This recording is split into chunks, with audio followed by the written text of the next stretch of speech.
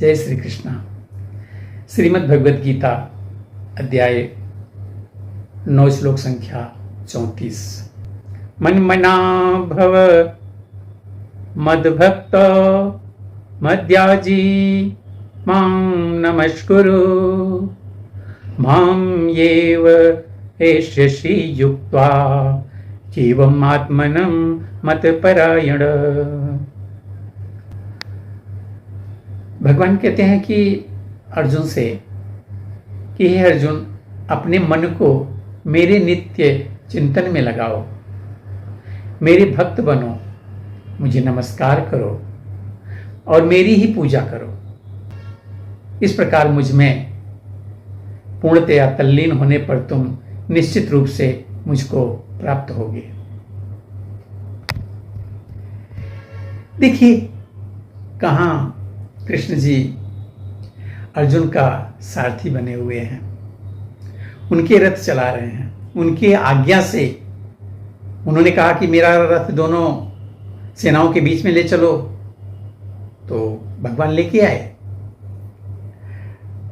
तब उन्हें पता नहीं था कि ये मेरा सखा कृष्ण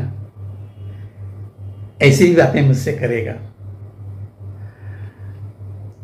इस श्लोक में स्पष्ट इंगित है कि इस कलमश ग्रस्त भौतिक जगत से छुटकारा पाने का एकमात्र साधन कृष्ण भावनामृत है।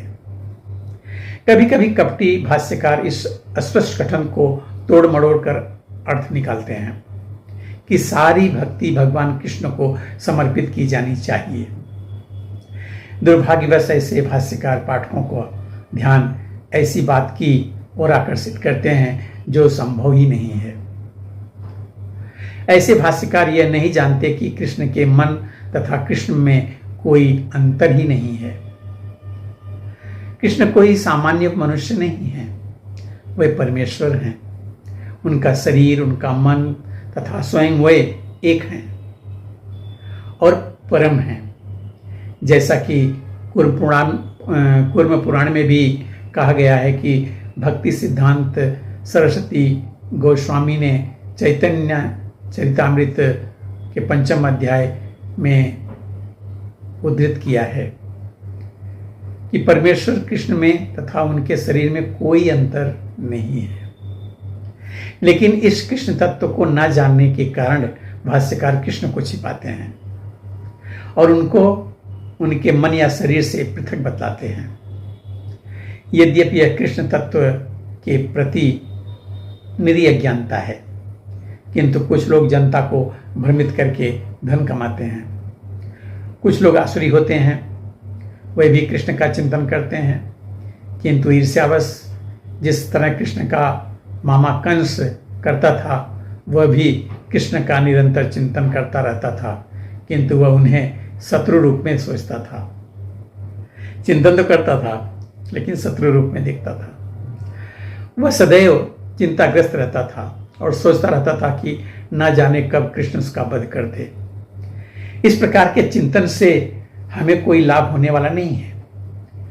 मनुष्य को चाहिए कि भक्तिमय प्रेम में उनका चिंतन करे, यही भक्ति है। उसे चाहिए कि वह निरंतर कृष्ण तत्व का अनुशीलन करे। तो यह उपयुक्त अनुशीलन क्या है? यह प्रामाणिक गुरु से सीखना है। कृष्ण भगवान हैं और हम कई बार कह चुके हैं कि उनका शरीर भौतिक नहीं है, अपितु सच्चिदानंद स्वरूप हैं। इस प्रकार की चर्चा से मनुष्य को भक्त बनने में सहायता मिलती है, अन्यथा अप्रामाणिक साधन से कृष्ण का ज्ञान प्राप्त करना व्यर्थ होगा। अतः मनुष्य को कृष्ण के आदि रूप में मन को स्थिर करना चाहिए। उसे अपने मन में यह दृढ़ विश्वास करके पूजा करने में प्रवृत्त होना चाहिए कि कृष्ण ही परम है। कृष्ण की पूजा के लिए भारत में हजारों मंदिर हैं जहां पर भक्ति का अभ्यास किया जाता है।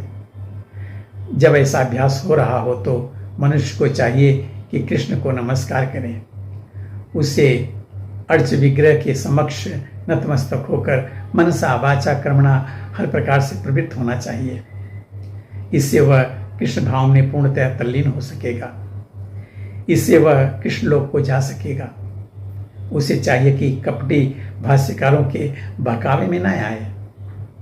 उसे श्रवण कीर्तन आदि नवधा भक्ति में प्रवृत्त होना चाहिए। शुद्ध भक्ति मानव समाज की चरम उपलब्धि है।